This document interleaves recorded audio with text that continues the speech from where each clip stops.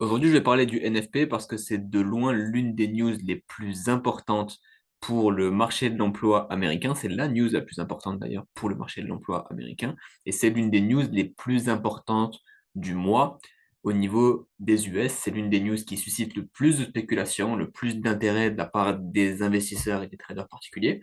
Donc, je vais vous expliquer dans cette vidéo, premièrement, ce que cette data représente, pourquoi est-ce qu'elle est aussi importante, comment la trader et comment ne pas la trader, parce que je vois aussi beaucoup de traders qui crament des comptes le jour du NFP de manière grossière et totalement évitable. Donc, je vais vous dire directement ce qu'il faut surtout pas faire. Comme ça va vous aider et puis on va pouvoir tout couvrir. Donc, rapidement, sur le même sujet, je voulais vous dire que j'ai sorti un e-book 100% gratuit sur l'analyse fondamentale. Donc, si tu veux aller plus loin, si tu veux apprendre à trader le fondamental, améliorer tes compétences dans la compréhension de l'impact des datas, la compréhension de l'impact des datas macroéconomiques sur les marchés surtout, ta compréhension de la façon dont les institutions vont utiliser ces datas pour se positionner, et surtout comment moi, j'utilise tout ça dans mon trading au quotidien, va juste récupérer ce e-book gratuit. Ça va te servir à apprendre la base de l'analyse fondamentale. Il suffit juste de cliquer dans la description et de cliquer sur s'inscrire pour obtenir le e-book. Ça prend 10 secondes, c'est 100% gratuit. Et en plus, tu vas avoir accès à des conseils que j'envoie de temps en temps, 2, 3 fois par semaine, avec des tips que j'envoie par mail. Il y aura des analyses fondamentales, des analyses de marché, des contenus éducatifs, etc. Donc, va récupérer le e-book, puis on peut retourner maintenant à la description de ce qu'est le NFP. Donc, le NFP, c'est tous les premiers vendredis du mois. Déjà, pour commencer, tous les premiers vendredis du mois, il faut comprendre que le NFP sort. C'est la news la plus importante dans ce qui concerne le marché de l'emploi, comme j'ai dit.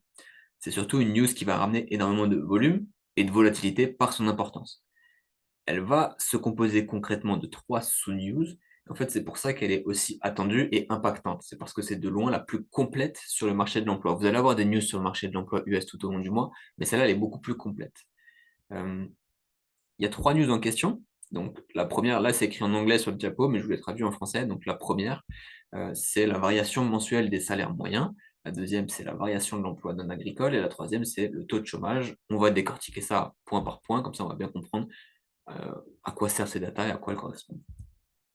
Donc, dans un premier temps, la variation mensuelle des salaires moyens. Elle est importante parce qu'elle permet de voir si les salaires ont stagné, augmenté ou s'ils ont diminué. Si ils ont stagné, en général, il n'y a pas d'impact.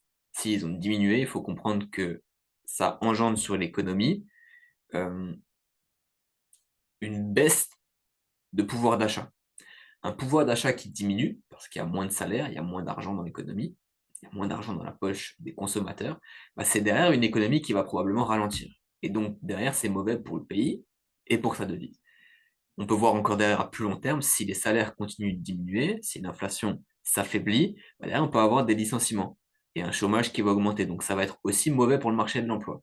C'est négatif pour la devise, que ce soit à court, moyen, long terme. Si on a des salaires qui montent, c'est le contraire. C'est positif pour le pouvoir d'achat, c'est positif pour l'économie et c'est positif pour la devise. Côté salaire, c'est aussi simple que ça. Ensuite, on a la variation de l'emploi non agricole. C'est une mesure de la santé du marché de l'emploi. Plus on a d'emplois qui sont créés, plus on a de personnes qui sont embauchées, plus on a une économie qui tourne bien, plus c'est positif. Et au contraire, une variation d'emploi non agricole qui est faible, ça montre que l'économie est peut-être en train de ralentir et c'est négatif pour la devise. Et ensuite, pour finir, le taux de chômage. Dans la même logique qu'avant, un taux de chômage qui est élevé, ça va réduire le pouvoir d'achat global, c'est mauvais pour l'économie, alors qu'un taux de chômage faible, c'est bon pour l'économie et c'est bon pour la devise. Je vais un peu vite là-dessus parce que ça, c'est la théorie. Maintenant, on va passer au côté pratique, la réalité des marchés. La théorie, tout le monde peut vous la servir. Le plus important, c'est de comprendre en pratique comment est-ce que ça va impacter les marchés, quels sont les scénarios les plus intéressants. Ce qu'il faut comprendre, c'est comment ces datas-là, ces 3 datas, vont impacter les marchés. Il y a plusieurs scénarios, mais c'est toujours la même chose avec le NFP. Donc notez bien tout ce que je vais vous dire. Il faut regarder la news dans son ensemble pour tirer une conclusion. Si vous avez 3 news fortes sur les 3, vous avez un NFP fort et donc un USD fort. C'est inévitable. Si vous avez au contraire 3 news faibles sur les 3, vous avez un NFP faible, c'est négatif pour l'USD, c'est haussier pour le gold, ce sera haussier pour EURUSD, GBP-USD. Donc les XXX USD seront haussières, les USD XXX seront baissières.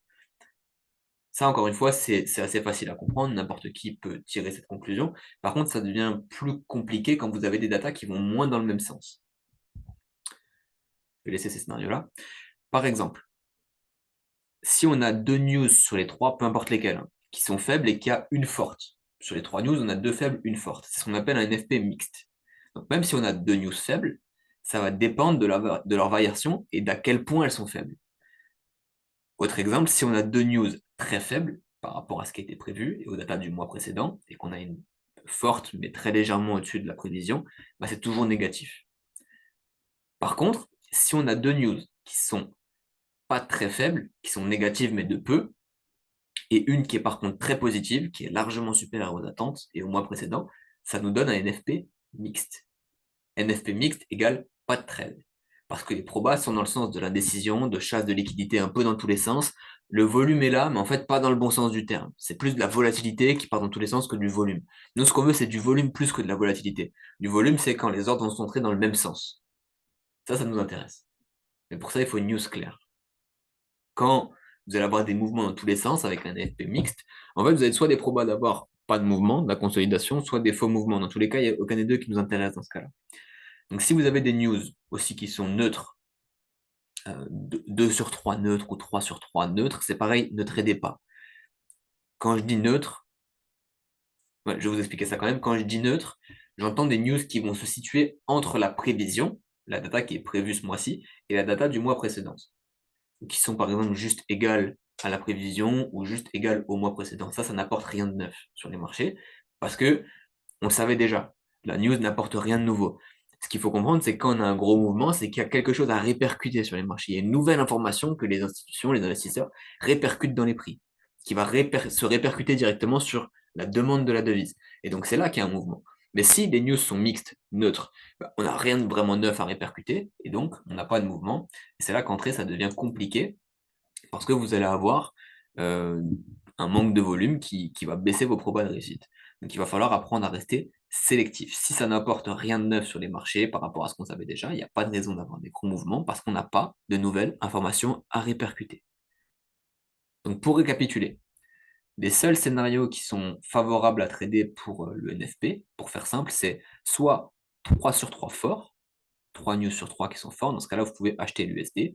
Donc ça sera acheter USD XXX, USDK, USDJPY par exemple, et vendre les XXX USD, vendre Euro USD, vendre GBP USD, vendre le Gold, etc. Si vous avez 3 sur 3 faibles, c'est l'inverse, vous vendez l'USD.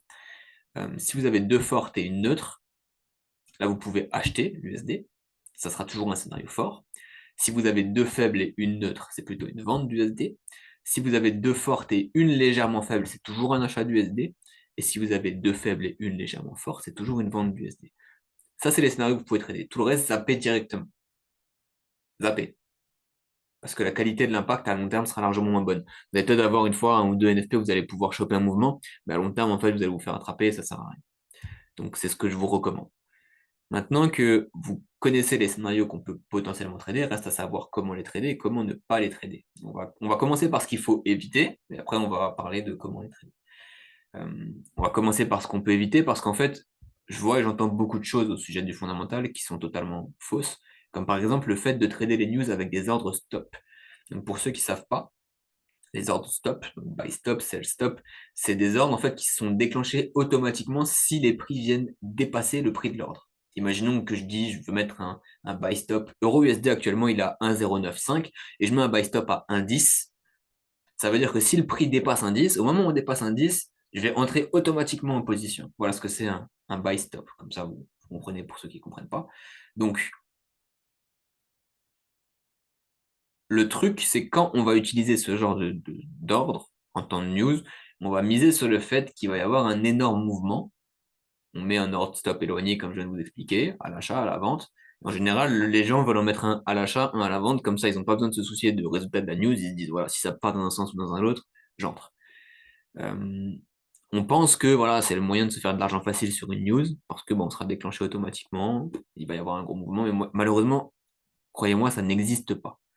Ce qui va se passer 90% du temps, c'est que vous allez subir ce qu'on appelle du slippage.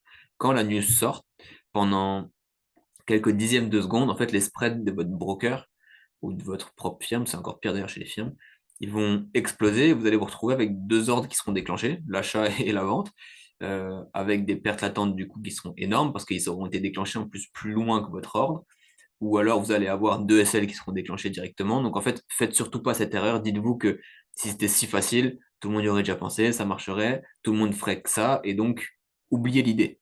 Dites-vous que vous n'êtes pas plus malin que les autres quand vous pensez essayer ça. Si ça marchait, tout le monde le ferait. C'est du pipeau complet. Pareil, essayez pas de prédire le résultat de la news et d'entrer avant qu'elle sorte parce que vous pensez pouvoir prévoir le NFP, parce que vous avez vu que telle data avant était forte ou faible, alors vous pensez que vous pouvez déduire que le NFP sera bla bla bla. Pipeau complet, pareil. C'est pas rentable, c'est simplement impossible de prédire le résultat d'une news à l'avance. Donc, vous allez me dire, ok, c'est bien beau tout ça, mais comment est-ce qu'on trade? Parce que là, on sait tout ce qu'on doit faire, mais comment est-ce qu'on trade? C'est assez simple. Moi, c'est le process que moi j'utilise. Dans un premier temps, j'attends que la data, elle sorte. Donc, attendez que la data sorte, analysez-la tranquillement, analysez si c'est un scénario de force, de faiblesse ou d'indécision. Une fois que vous avez votre billet, étape 2, attendez une confirmation. Attendez de voir la réaction des marchés. S'il y a du volume dans le sens de votre billet, attendez une clôture, que ce soit en M1, en M5, en M15, mais attendez une clôture et visez un mouvement de continuation dans le sens de la réaction de marché qui va dans le sens de la news.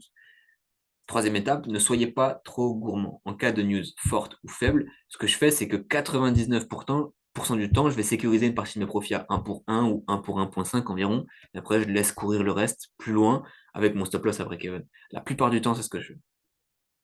À chaque fois que je prends un trade sur une news, je le partage dans la formation, juste à but voilà, éducatif pour expliquer comment j'ai pris la position, pourquoi je suis entré à cet instant, pourquoi je suis sorti à cet instant, pourquoi j'ai mis le stop loss ici, pourquoi mon TP est là-bas, pourquoi j'ai décidé de sécuriser la position sur cette zone, etc. Et en fait, ça permet aux membres de s'imprégner de mon trading en plus de l'analyse de la news, de l'analyse de mon billet fondamental, de mon billet préférentiel, de tout ce que j'ai publié le matin même avant que le NFP sorte. Et avant que toutes les news sortent, d'ailleurs, je le fais pour toutes les news. Si vous voulez maîtriser le fondamental, il faut que vous compreniez que ça prendra du temps. C'est ce que je dis aux membres de la formation, ça prendra du temps. N'allez pas trader le NFP le mois prochain parce que vous avez vu cette vidéo, vous vous dites, OK, maintenant je sais le trader. Faux. N'allez pas trader le NFP du mois prochain avec le couteau entre les dents. Prenez le temps de voir des NFP passer, prenez le temps de prendre de l'expérience, prenez le temps de vous familiariser avec ces mouvements. Faites pas l'erreur de vous précipiter trop rapidement parce que vous allez y laisser des plumes. Et le problème, c'est qu'en y laissant des plumes, notre cerveau va subir des mini-traumatismes. Et derrière, psychologiquement, ça va être compliqué de trader sereinement. Quand vous allez attraper un mouvement, vous allez clôturer trop tôt. Quand vous allez vous faire attraper, vous allez repousser votre stop loss. Et ça va être difficile pour vous. Si vous suivez les étapes de cette vidéo, vous allez de quoi comprendre comment le NFP impacte les marchés.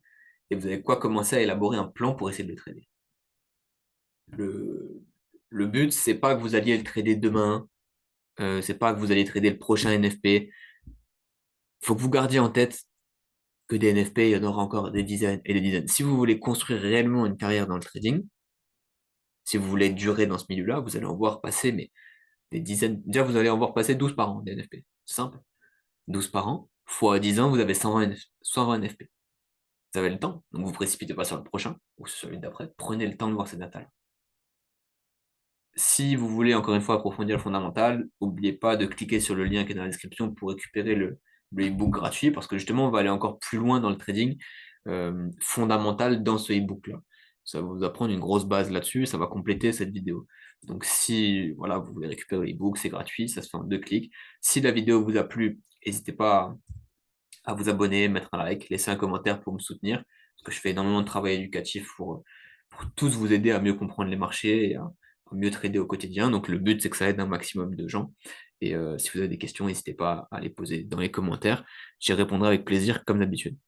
Passez tous une bonne semaine de trading et à bientôt.